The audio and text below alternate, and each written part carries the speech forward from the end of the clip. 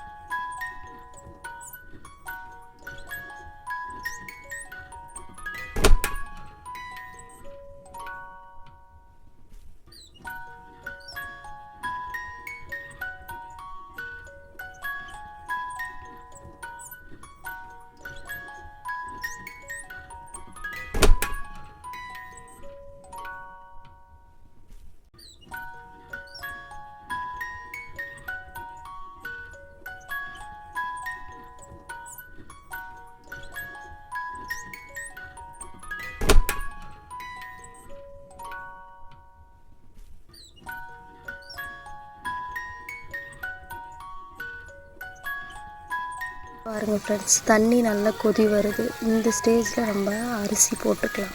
ஓகேவா? இப்போ நான் கழுவி வச்சுருக்க அரிசியை வந்து பார்த்திங்கன்னா போட போகிறேன்.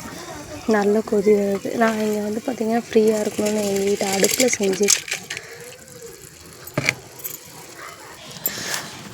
அரிசி போட்டுட்டேன். இப்போ அரிசி நல்லா தண்ணி கொதிக்குது.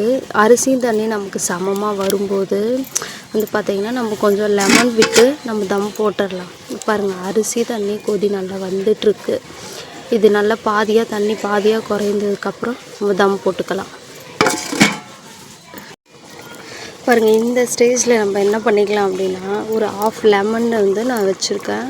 உங்களுக்கு இது ஸ்கிப் பண்ணிக்கலாம். உங்களுக்கு ஓகே அப்படின்னா போட்டுக்கலாம், இல்லைனா ஸ்கிப் பண்ணிக்கலாம். நான் கொஞ்சம் லெமன் ஸ்க்வீஸ் பண்ணி விடுறேன். ஒரு ஆஃப் லெமனில் கொஞ்சம் ஒரு 2-3 ட்ராப்ஸ் தான். ஸோ இந்த டைமில் இங்கே பாருங்கள், இப்படி அரிசி தண்ணி வற்றிருச்சா. ஸோ உப்பு இந்த ஸ்டேஜில் நீங்கள் உப்பு பார்க்குறவங்க பார்த்துக்கலாம். எனக்கு உப்பு கரெக்டாக இருக்குது. ஸோ நான் இது மூடி தம் போட போகிறேன்.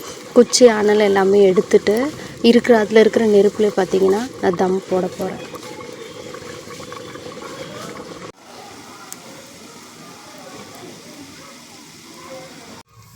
வாங்க சாப்பாடு ஓப்பன் பண்ணி பார்த்துடலாம் எப்படி இருக்குன்னு. தம் போட்டு இப்போ ஒரு 15 மினிட்ஸ்க்கு மேலே ஆயிடுச்சு. பாருங்கள், சாப்பாடு நல்லா சூப்பராக ரெடி ஆகிருக்கு. நான் உங்களுக்கு கிட்ட காமிக்கிறேன். சாப்பாடு நல்லா கமகமான சூப்பராக ரெடி ஆயிடுச்சு. கொஞ்சம் கூட குழையில, ஒட்டலை, உதிரியாக சூப்பராக ரெடி ஆகிருக்கு.